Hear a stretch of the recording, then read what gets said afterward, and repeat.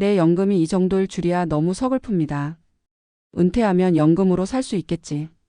많은 이들이 그렇게 믿고 직장 생활을 버텨왔습니다. 매달 꼬박꼬박 나가던 국민연금, 퇴직연금, 그리고 회사에서 쌓아주던 퇴직금까지. 언젠가 은퇴하면 그것들이 든든한 버팀목이 되어줄 거라 생각했습니다. 하지만 막상 퇴직 후 첫 연금 통장을 확인하는 순간 기대와 현실의 간극은 너무도 냉혹하게 다가옵니다. 월 100만 원 남짓한 금액. 집세, 공과금, 의료비만 내도 이미 바닥이 드러나는 잔고를 보며 내 연금이 이 정도일 줄이야 라는 탄식이 절로 나옵니다. 이것은 결코 남의 이야기가 아닙니다. 수십 년간 성실히 일해온 사람도 고소득층이 아니었던 이상 은퇴 후 연금만으로 삶을 유지하는 것은 쉽지 않은 일이 되어버렸습니다. 문제는 우리가 연금이라는 단어에 지나치게 기대를 걸고 살아왔다는 데 있습니다. 노후 준비가 오직 연금에만 의존한다면 은퇴 후의 삶은 생각보다 훨씬 더 서글픈 현실로 다가올 수밖에 없습니다. 경기도에 거주하는 63세 박모 씨가 겪는 지난해 정년퇴직을 맞았습니다. 30여 년 동안 한 중소기업에서 꾸준히 근무했지만 임금 수준이 높지 않았던 탓에 퇴직금은 세후 1억 2천만 원 정도였습니다. 국민연금은 매달 약 110만 원이 들어옵니다. 퇴직연금은 별도로 준비하지 못했습니다. 박 씨의 가계 지출은 생각보다 단순하지 않습니다. 아파트 관리비와 각종 공과금으로 매달 40만 원, 부부가 함께 먹고 사는 생활비로 80만 원, 그리고 병원 비약값으로 평균 20만 원 이상이 듭니다. 손주 돌봄이나 자녀의 돌발적인 경제적 지원 요청이 들어오면 한 달에 150만 원 이상이 훌쩍 나가버립니다.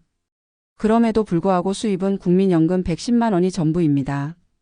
결국 매달 적자가 발생하고 퇴직금에서 조금씩 보충해 쓰는 생활이 이어지고 있습니다. 문제는 이 적자가 언젠가 퇴직금 잔액을 완전히 소진시킬 수 있다는 점입니다. 1억 2천만 원이라면 결코 적지 않은 금액처럼 보이지만 매달 50만 원씩만 부족해도 20년을 버티기 어렵습니다. 평균 수명이 80세를 넘어선 지금 박 씨 부부는 2015년 뒤 또 한 번의 경제적 위기를 맞게 될 가능성이 매우 큽니다. 박 씨는 말합니다. 30년을 회사에 다니면서 국민연금을 냈는데 막상 받아보니 생활이 이렇게 빠듯할 줄 몰랐습니다.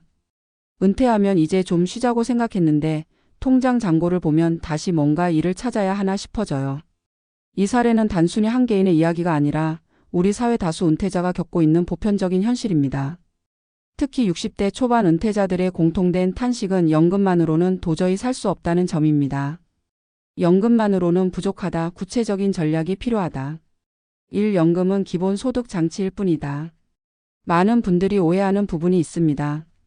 국민연금이나 퇴직연금이 노후 생활비 전부를 책임질 것이라는 믿음입니다. 하지만 연금은 어디까지나 최소한의 생활을 보장하는 장치에 불과합니다.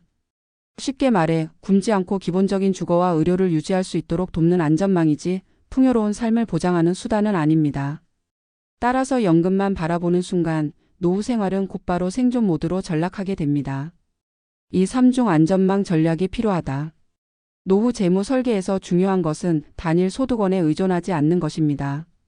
연금, 근로소득, 투자 수익이라는 세 가지 축이 동시에 돌아갈 때 생활의 안정성을 확보할 수 있습니다.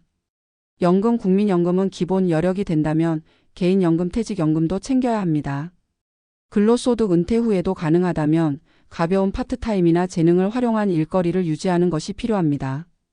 투자 수익 단순히 은행 적금에 넣는 것이 아니라 배당 주리츠 REITs 소규모 임대 등 안정적인 현금 흐름을 확보할 수 있는 투자 수단을 고려해야 합니다.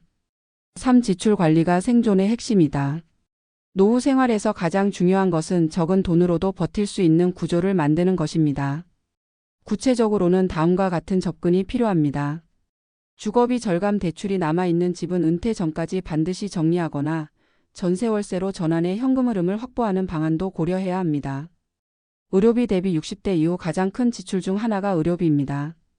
실손보험, 건강보험을 적극 활용하면서 예방의학적 생활습관을 관리해야 합니다.